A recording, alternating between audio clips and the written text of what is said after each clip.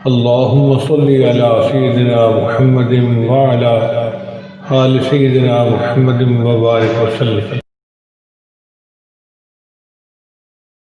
بسم اللہ الرحمن الرحیم. الحمد للہ رب العالمین والعاقبۃ للمتقین والصلاة والسلام علی رسولہ الکریم وعلی آلہ واصحابہ اجمعین.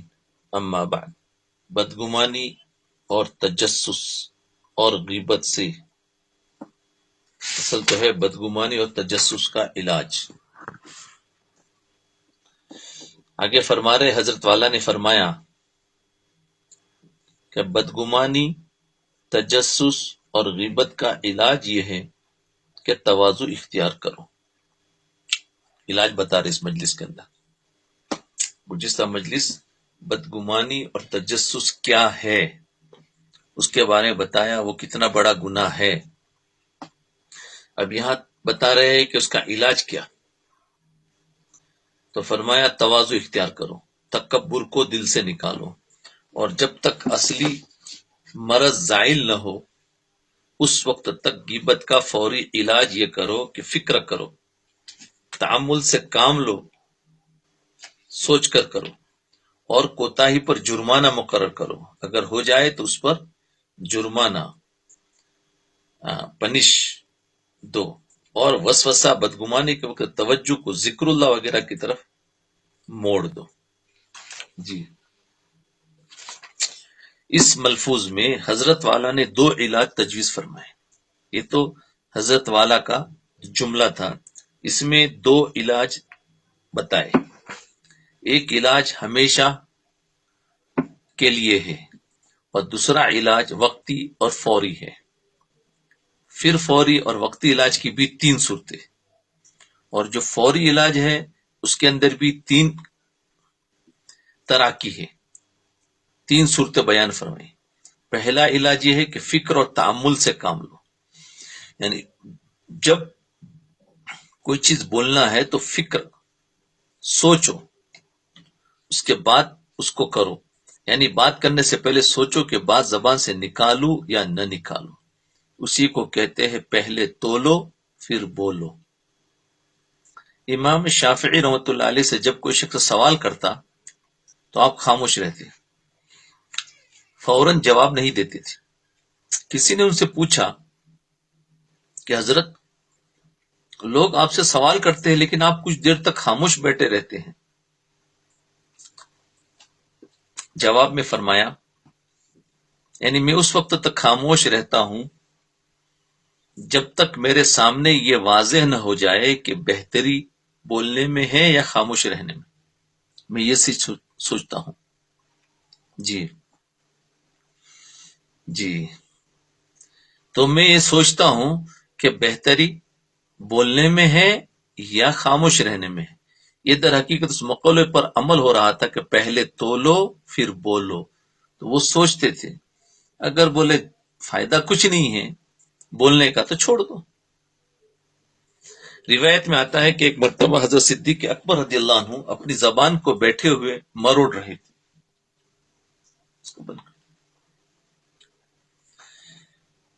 بیٹھے ہوئے مروڑ رہے تھے.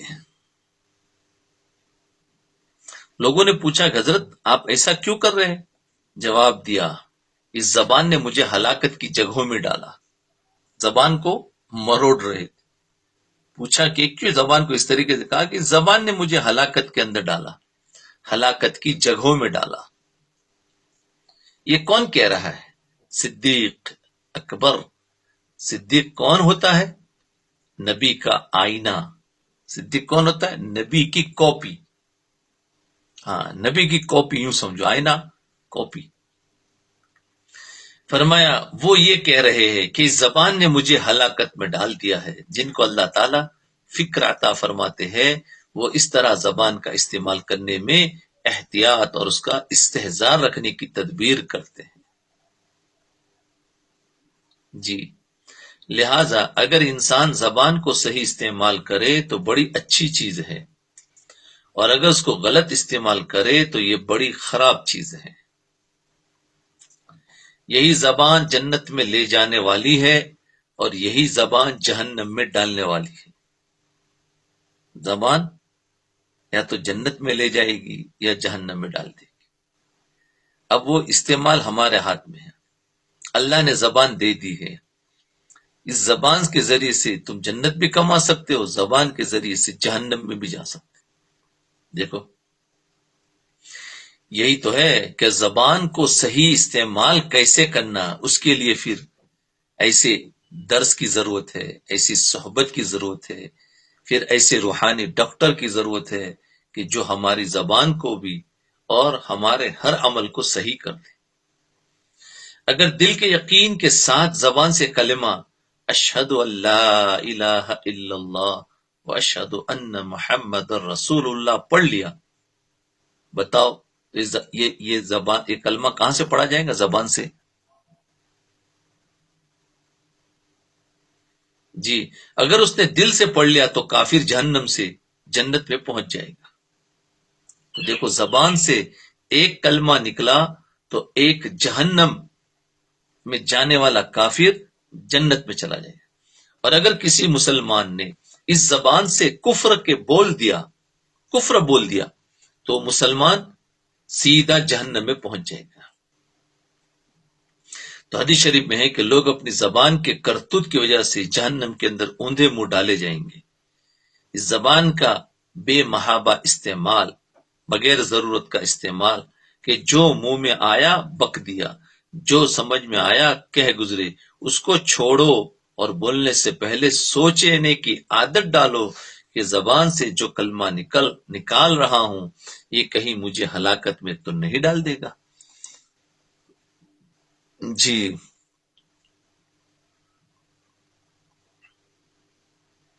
میرے والد ماجد رحمت اللہ علیہ کے پاس ایک صاحب آیا کرتے تھے.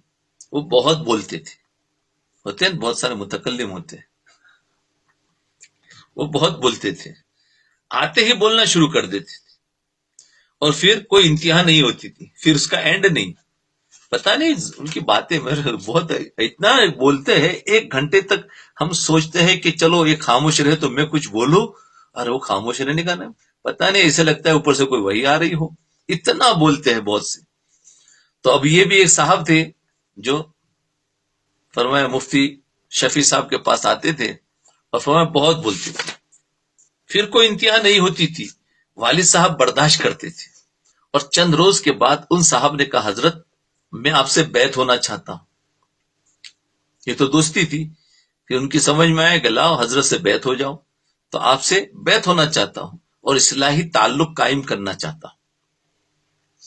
تو حضرت والد صاحب نے ان سے فرمایا کہ اگر تم اصلاحی تعلق قائم کرنا چاہتے ہو تو پہلا کام یہ کرو کہ زبان پر تالا لگاؤ.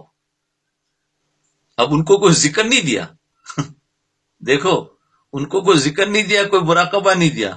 بولے تم اگر بیعت ہونا چاہتے ہو تو ٹھیک ہے، تمہارے لیے ایک ہی ذکر، کیا؟ زبان پر تالا لگاؤ، اور یہ زبان جو کینچی کی طرح چل رہی ہے نا اس کو روکو. بس یہی تمہارا وظیفہ اور یہی علاج ہے. اب بتاؤ، ابھی ہماری عقل تو کہتی ہے کون سا سبحان اللہ، کچھ بھی نہیں اس کو دیا، نہ کلمہ پڑھنے کا بولا نہ کچھ بولا، بس تم خاموش رہو، بس زبان کو مت چلا. فرمایا یہی تمہارا وظیفہ اور یہی علاج. چنانچہ اس کے بعد جب وہ مجلس میں آتے تو خاموش بیٹھے رہتے اور اسی علاج کے ذریعے ان کی اصلاح ہوگی. اللہ اکبر. دیکھو کوئی بڑے بڑے ذکر نہیں دیے، بس یہ خاموشی ان کے علاج بن گیا اور وہ سارے درجات طے کر چکے خاموشی میں.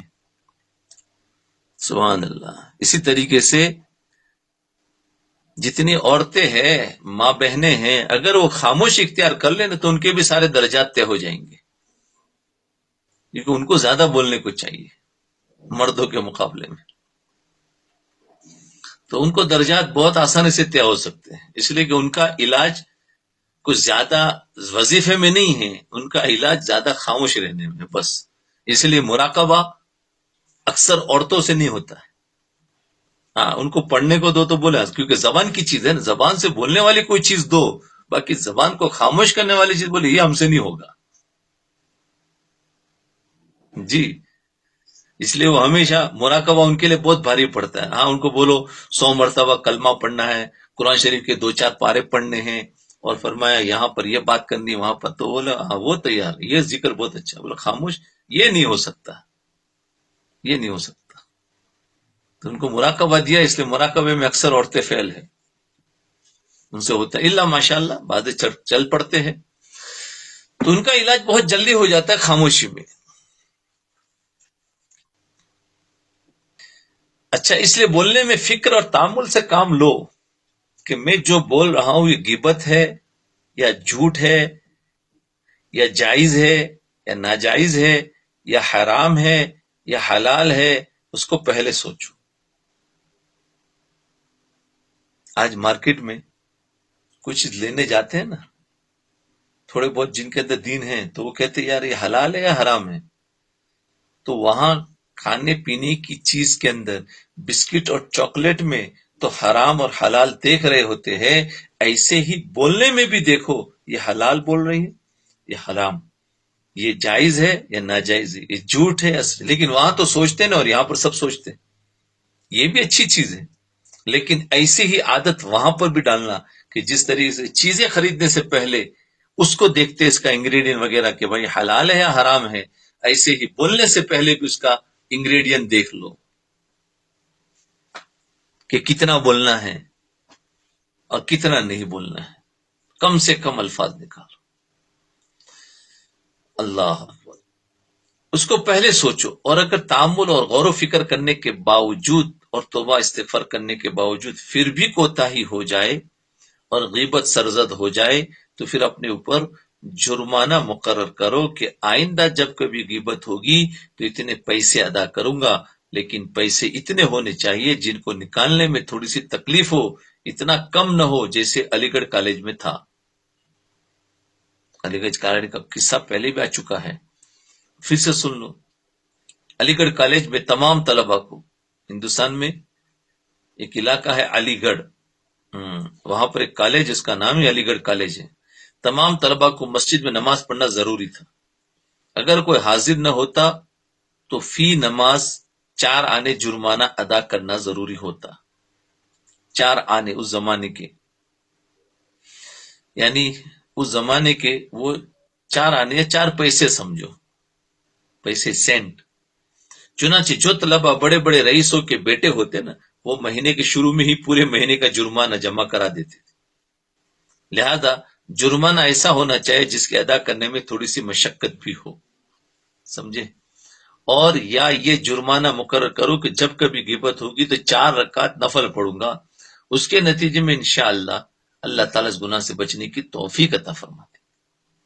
جی اس قسم کی کوئی چیز مقرر کرو، پھر بھی نہ مانے تو پھر تو ضروری ہے کہ کوئی رہبر پکڑو، کوئی گائیڈ پکڑو، کوئی روحانی ڈاکٹر پکڑو اور اس کی نگرانی میں سب کچھ کرو. وہ جیسا کہے ویسا کرو تو انشاءاللہ علاج ہو جائے گا.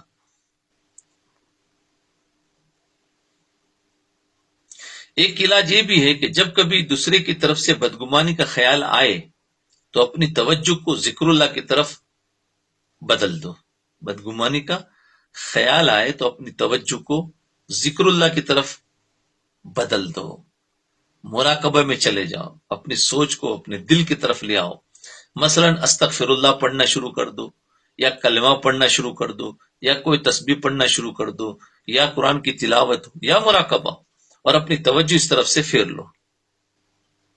یہ تو وقتی علاج تھا. یہ سارا کیا ہے؟ وقتی. یہ پرماننٹ علاج نہیں ہے، وقتی تھوڑا تھوڑا تھوڑا تھوڑا کرتے کرتے کبھی انسان کامیاب ہو جاتا ہے. اس میں کبھی ہوگا، کبھی گرے گا، کبھی اٹھے گا، کبھی گرے گا، کبھی اٹھے گا، یہ سب ہوگا. یہ تو وقتی علاج تھا.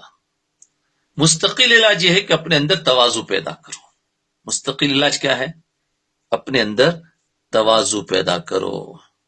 جی کیونکہ جیسا کہ پہلے عرض کیا تھا کہ ساری بیماریاں تکبر کے ہونے سے اور تواضع کے نہ ہونے سے پیدا ہوتی ہے. جی تواضع، تواضع انگلش میں کیا کہتے ہیں؟ انگلش کا لفظ لکھے تو فرمایا یہ دل میں اپنی بڑائی ہے کہ جو میں سوچتا ہوں اور سمجھتا ہوں وہ درست ہے.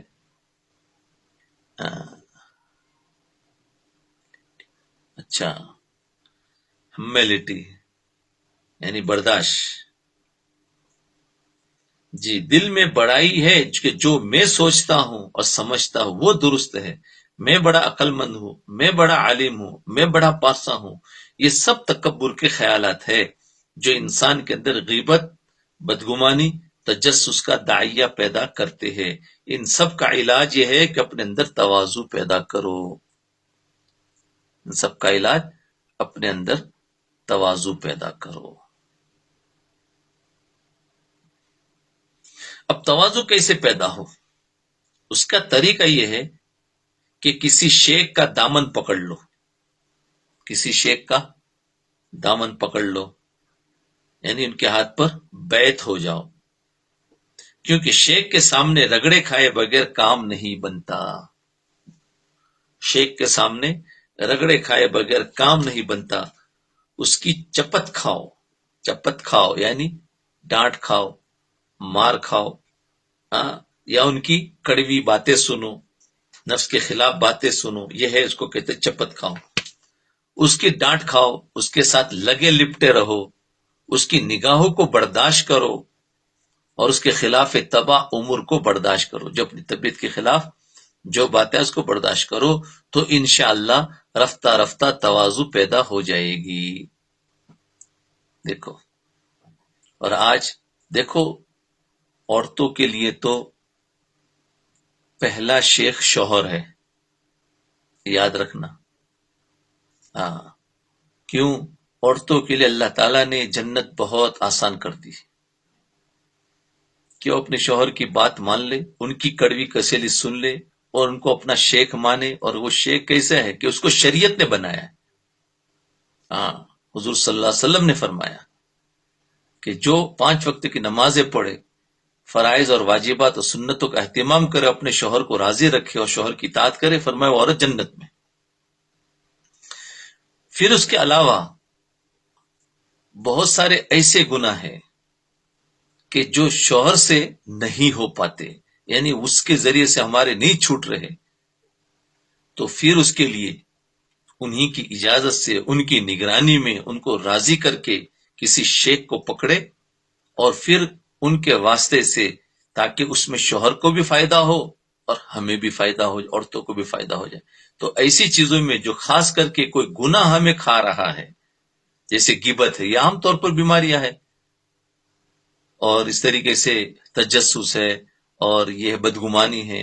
اب اس کو نکالنے کے لیے پھر ان سے تعلق رکھنے کے بعد شوہر کے واسطے سے تعلق رکھے. اور اگر شوہر دیندار نہیں ہے تو اس کو دیندار بنانے کی کوشش کرے، کبھی اللہ سے مانگے تو صحیح. اس وقت تو لڑائی چل رہی ہے، بدگمانیاں چل رہی ہے، میاں کے درمیان، بیوی کے درمیان میں، اور آپس میں جھگڑ رہے. تو دونوں کسی روحانی ڈاکٹر سے دونوں جڑ جائیں گے تو دونوں میں محبتیں پیدا ہو جائے گی اور اللہ تعالیٰ دونوں سے کام بھی لے گا اور جنت کا راستہ بھی آسان ہو جائے گا. تو اس کے لیے یاد رکھے عورتوں کے لیے تو بہت آسان راستہ ہے، لیکن آج کل عورتوں نے اپنی جنت کو مہنگی کر دیا اور جہنم کو سستی کر دیا. کیوں؟ کہ وہ اکثر حدیث پاک کا مفہوم ہے کہ اللہ کے رسول صلی اللہ علیہ وسلم فرماتے کہ میں نے اکثر عورتوں کو جہنم میں دیکھا. کیوں؟ کہ فرمایا وہ ناشکری کرتی ہے، نافرمانی کرتی ہے. تو دیکھو کس کی؟ اپنے شوہروں کی. تو اس کی وجہ سے، اس لیے اگر وہ تھوڑا سا اتنا برداشت کر لے تو فرمایا دیکھو یہ بیماریاں دور کرنی ہے تو اس کے لیے برداشت کرنا پڑے گا، نگاہوں کے سامنے ہونا پڑے گا. ابھی آج ہمارے لیے ان کی ڈانٹ، یاد رکھو، ہمارے لیے بہت بہت مفید ہوتی ہے. اب بہت سارے اس میں سوالات ہیں اور ہو سکتا ہے میری بات آپ لوگوں کو اچھی بھی نہیں لگ رہی ہوں گی، کیا تم ہمارے شوہروں کے سامنے ہی باتیں کر رہے ہو؟ لیکن کوئی بات نہیں، وہ شوہروں کی بھی نصیحتیں آئے گی. لیکن ابھی یہ بات پوائنٹ آ گیا ہے تو اللہ کی طرف سے اللہ تعالیٰ زبان کھول رہے تو میں بتا رہا ہوں کہ دیکھو اب اس میں یہ بدگمانی نہ کرو، وہ تو ایسے ہے، ویسے ہے، تیسے ہے. بھئی ان کا معاملہ وہ اللہ کے ہاتھ میں، ہمیں تو ان کو راضی کر کے جنت لینا ہے، یہ تو ہمارے نبی نے بتا دیا بس. اور اگر وہ نیک ہے یا کیسے ہے، ان سے کوئی گناہ ہو رہے ہیں نہیں ہو رہے، وہ ان کی اپنی پرائیویٹ لائف ہے، وہ اللہ ہی جانے. ہمیں تو جو کام دیا ہے وہ ہم کرے. ہمارا نفس کیا کہتا ہے؟ ارے دیکھو وہ تو गुनहगार ہے, وہ हमको क्या सुधारेंगे. इसलिए कहा वो गुनाह जो गिबत के वो है वो नहीं सुधारेंगे, लेकिन हमें बहुत सारी चीजें अल्लाह का ताल्लुक मिलेगा, वो दूसरे कामों में उनकी इताअत और उनकी रजा में मिल जाएगा. 5 वक्त की नमाज में तो कोई रोकता नहीं है, रोजा और ज़कात और हज में तो कोई रोकता नहीं है, और उसके साथ में इताअत करो तो आगे निकल जाएंगे. फिर गुनाहों से बचने के लिए जब उनका जहन होगा तो फिर गुनाहों से बचना दोनों को आसान होगा. फिर वो भी बचेंगे और हम भी बचेंगे, क्योंकि उनको हम बचाना चाहते हैं, हम नहीं कर सकते. उनकी इस्लाह हम नहीं कर सकते. पहले हम अपनी इस्लाह उनके जरिए से करा ले, फिर दोनों मिलकर किसी शेख से अपनी इस्लाह करा.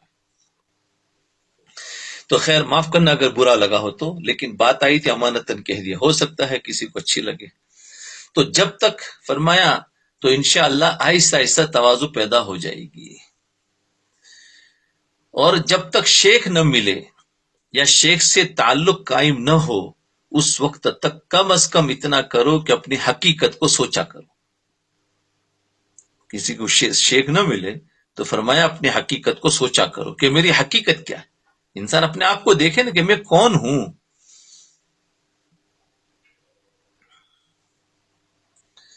हकीकत क्या है, मेरी जात में कोई कमाल है, जो कुछ मेरे अंदर है वो अल्लाह ताला की अता है. अपने कमाल को देखे कि मेरे अंदर कमाल है कोई नहीं है, और जो कुछ भी है तो वो तो अल्लाह ताला ने दी हुई, अपनी तो कुछ नहीं. अगर सेहत है तो भी अल्लाह की, यानी क्या सोचना, ये देखो बता रहे कि अगर हमें हमारे अंदर अगर तकब्बुर बढ़ाई बढ़ रही है किस वजह से, कि मेरे अंदर डिग्री है, तो फिर क्या पूछने का कि भाई ये तो मेरी क्या है, तो अल्लाह ने दी है. और मेरी सेहत है तो ये तो अल्लाह ने दी है. अगर मेरे अंदर हुस्न और खूबसूरती है तो ये तो अल्लाह ने दी है, मेरा अपना तो कुछ नहीं है, तो वो भी अल्लाह ताला की अता है. अगर इल्म है तो मेरे पास है, तो वो भी अल्लाह ताला की अता है. और अगर पैसा है, मालदार हो, तो वो भी अल्लाह की अता है. तो अब अपने आप को ये देखे.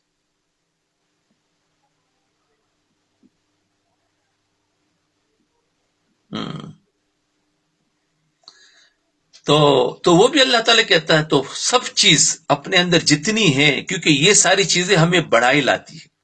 पैसा है, खूबसूरत है, इल्म है, सेहत है, ये सारी बढ़ाई लाती है. तो क्या सोचो, जब तक शेख न मिले तो अपने आप को ये सोचो कि मेरे पास जो कुछ भी है वो मेरा अपना कमाया हुआ नहीं है, बल्कि तो अल्लाह का दिया हुआ है. यहां तक कि अपना वजूद, मैं दुनिया में आया भी हूं तो मेरा कमाल नहीं है, अल्लाह मुझे लाए है. तो मैं कौन हूं जो मैं बड़ा बनूं. तो वो भी अल्लाह ताला कहता है, और वो भी जब चाहे उनको वापस ले ले, और जब चाहे चीज अल्लाह ले सकता है. यहां तक कि मुझे भी अल्लाह जब चाहेगा ले लेगा, क्योंकि अल्लाह ने भेजा है, अल्लाह बुला लेगा. एक आदमी बड़ा सेहतमंद तंदुरुस्त है, लेकिन जब अल्लाह ताला चाहे उसकी सेहत को वापस ले लेते, तो उसके जरिए से भी तवाजु पैदा होगी. याद रखो, ये सोचो, ये भी वक्ती इलाज है, इसके जरिए से भी तवाजु पैदा होगी. ये बहुत अच्छा इलाज है.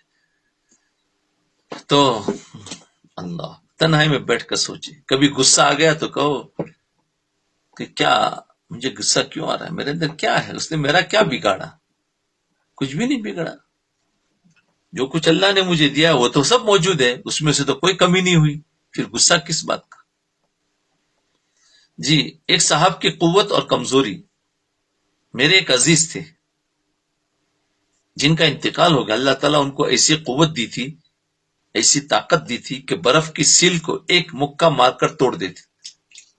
बर्फ, आइस जो है ना, उसकी सील बड़ी होती है, एक पत्थर की तरह होती है.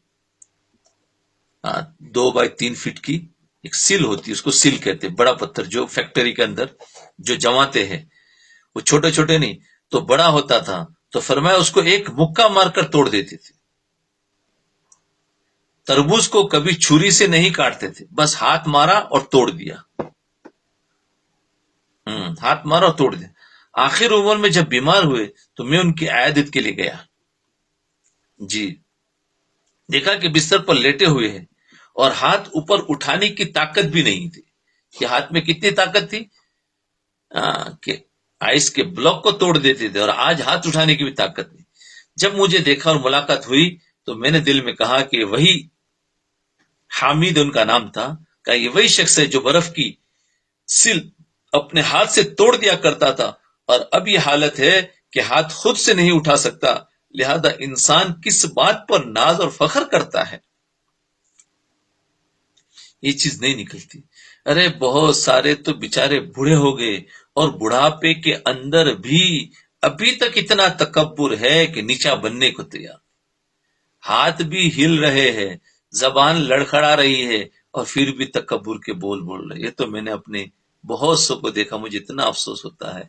मैंने अभी तक आखिरत की तरफ तवज्जो नहीं की कि मरना है। हाँ, और बात ऐसे अकड़ कर करते हैं, हालांकि अब बीमारी आ गई है, उम्र हो गई है, अब तो आखिरत की तरफ जाए, थोड़ा तो नरम होना चाहिए।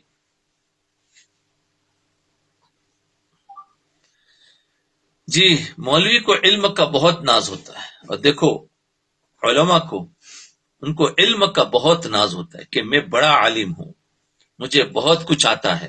लेकिन अल्लाह ताला जब चाहे उस इल्म को सल्ब फरमा लेते हैं। अल्लाह ने इल्म दिया है, और अल्लाह जब चाहे उस इल्म को ले भी लेता है।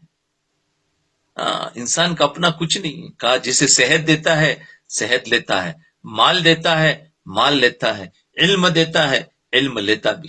चुनाचे बाद औकात अल्लाह ताला दिखा देते हैं कि कागज कलम लेकर लिखने बैठे तो अब समझ में नहीं आता कि क्या लिखे, जबकि हमें अपने लिखने पर नाज था कि हम तो राइटर है, हम बड़े अच्छे अहले कलम हैं, यानी राइटर है। बाज औकात अपने नाम के हिज्जे नहीं आते, यानी नाम लिखना भी नहीं आता, भूल जाते।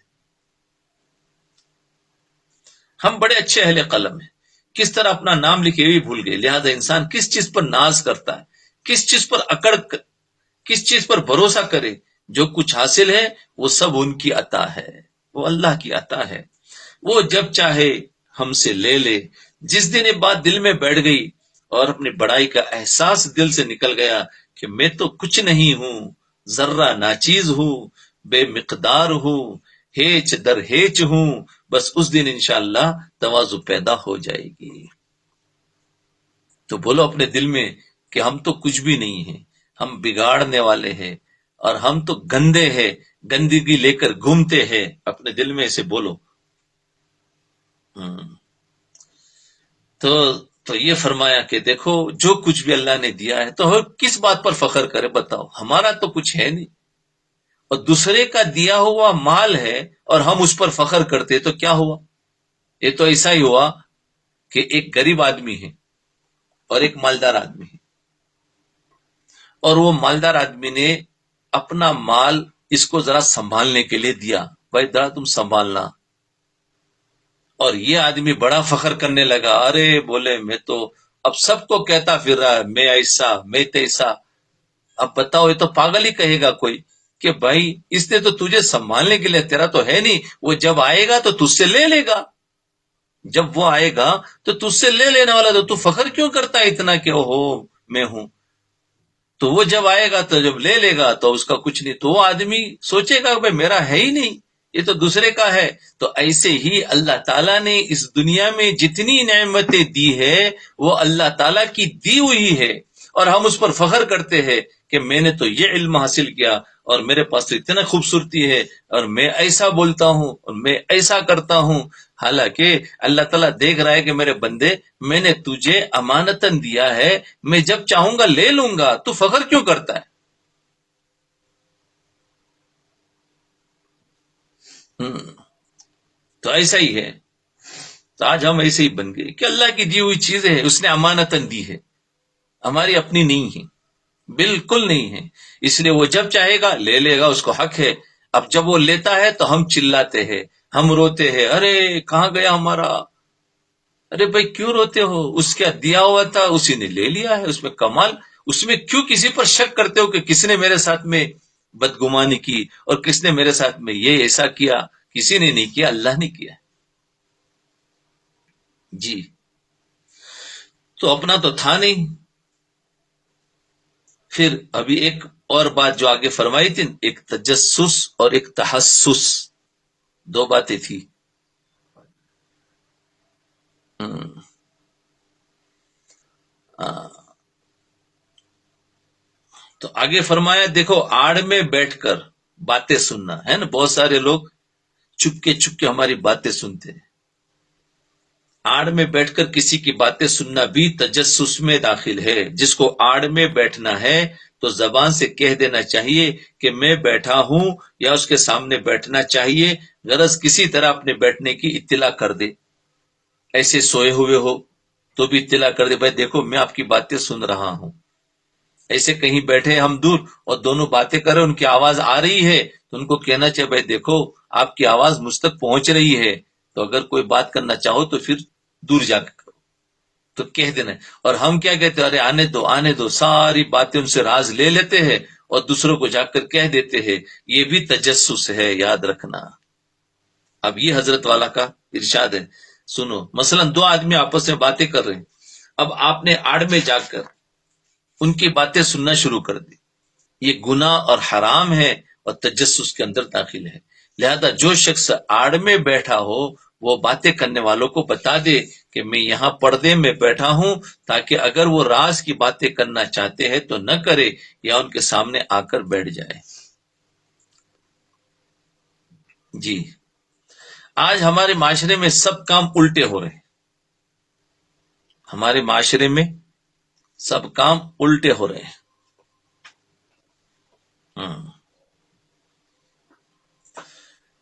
جی، ایسے موقع پر لوگ یہ چاہتے ہیں کہ اپنے آپ کو چھپا لے. ایسے موقع پر لوگ یہ چاہتے ہیں کہ اپنے آپ کو چھپا لے اور باتیں کرنے والوں پر ظاہر نہ کرے کہ میں یہاں پر موجود ہوں. لوگ تو یہی چاہتے ہیں نا. اور خصوصاً جس سے ہماری دشمنی ہو تو پھر اور زیادہ چاہیں گے، ارے یار کیا بات کر رہے ہیں، ذرا سنتے ہیں.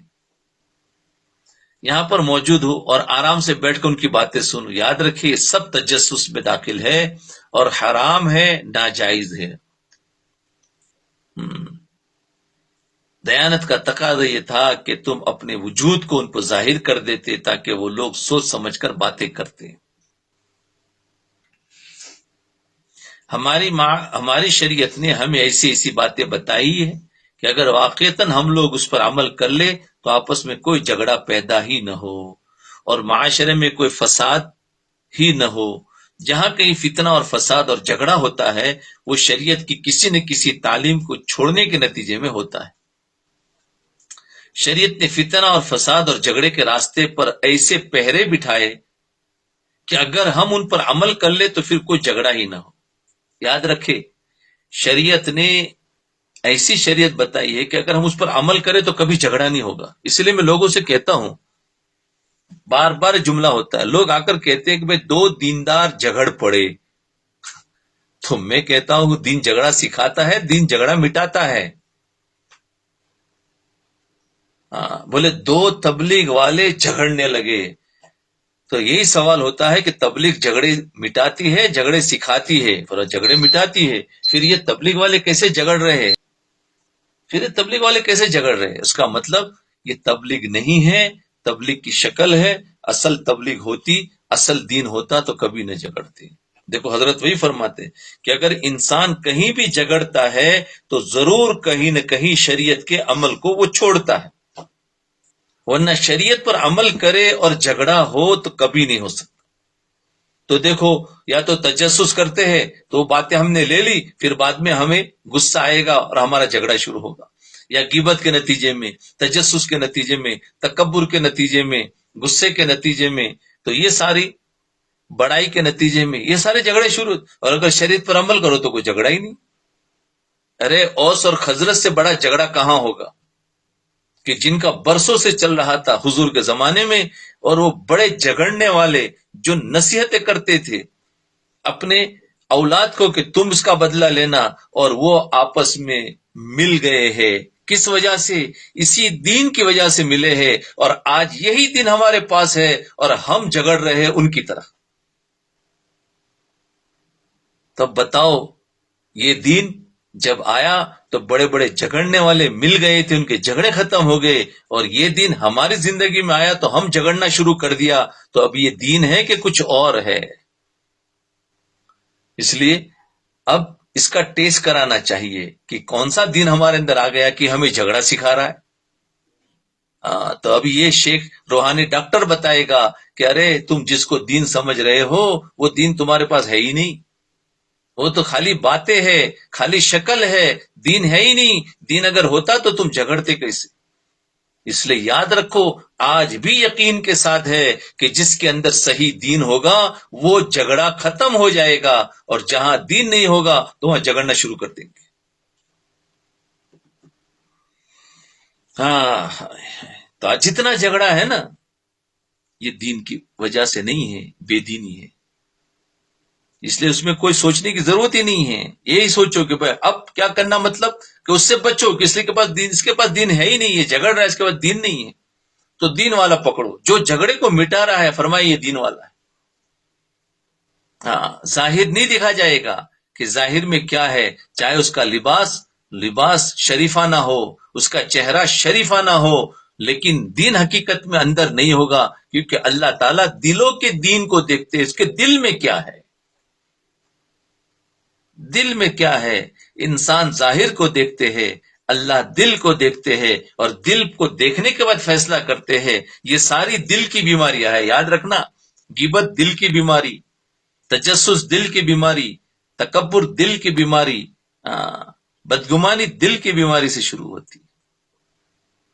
تو یہ فرمایا کہ شریعت نے، وہ شریعت کی کسی نہ کسی تعلیم کو چھوڑے گا۔ فرمایا جہاں کہیں بھی فتنہ اور فساد اور جھگڑا ہوتا ہے تو سوچ لو وہ شریعت کی کسی نہ کسی تعلیم کو چھوڑنے کے نتیجے میں ہوتا ہے۔ شریعت نے فتنہ اور فساد اور جھگڑے کے راستے پر ایسے پہرے بٹھائے، ایسے عسکری بٹھائے کہ اگر ہم ان پر عمل کر لے تو پھر کوئی جھگڑا ہی نہیں ہو۔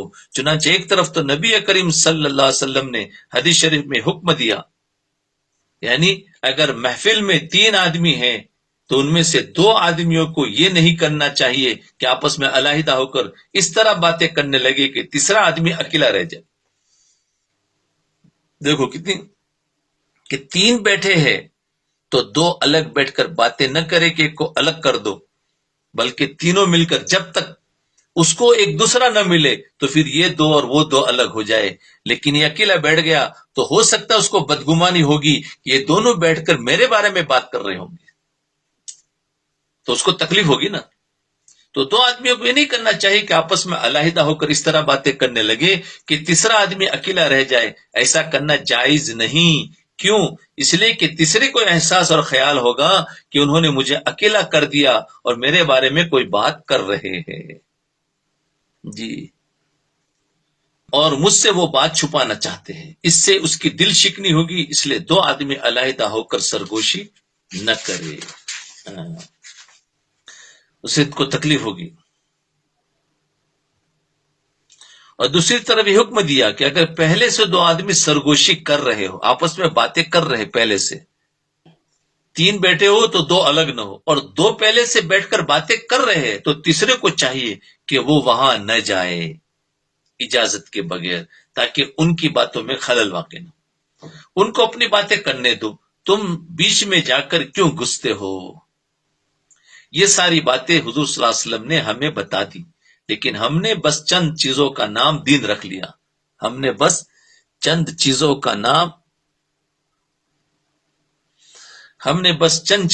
نام دین رکھ دیا۔ نماز پڑھ لی، روزہ رکھ لیا، بس قصہ ختم، ہم سے بڑا کوئی دیندار نہیں۔ قصہ ختم۔ اور بہت سے لوگ کچھ زیادہ ہوتے تو اگر 4 مہینے لگا دیے تو بولے پھر تو ہم تو دین کے ٹھیکے دار بن گئے۔ اور کوئی ہر سال لگاتا ہے، اور کوئی شورا میں آ گیا تو پھر کہتا ہے کہ اوہو میں تو ابھی امیر بن گیا ہوں۔ ارے یہ نہیں دیکھا جاتا، تمہارے دل کتنے پاک ہوئے یہ دیکھا جائے گا۔ قصہ ختم، دین کو اسی میں منحصر سمجھ لیا۔ زندگی گزارنے کے جو آداب حضور اقدس صلی اللہ علیہ وسلم نے ہمیں بتائے ہیں ان کو قطعی طور پر دین سے خارج ہی کر دیا، حالانکہ یہ بھی حضور صلی اللہ علیہ وسلم کا حکم ہے جی۔ اللہ اکبر، بس یہاں پر یہ بات رہنے دو۔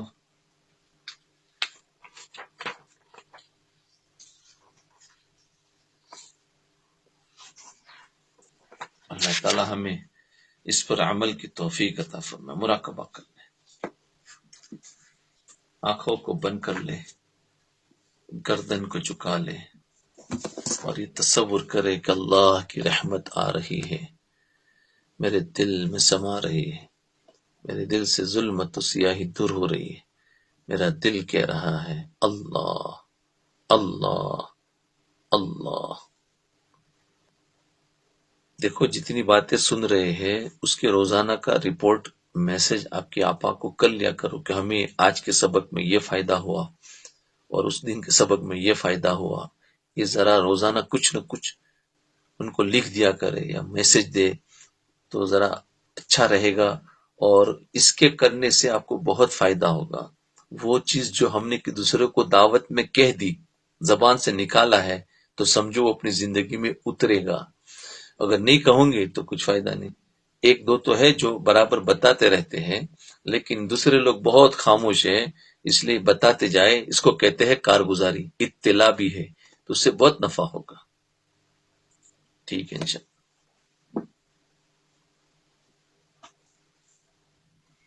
مرد مجھے ڈائریکٹ بتا سکتے ہیں اور عورتیں ہیں آپا کو بتائیں.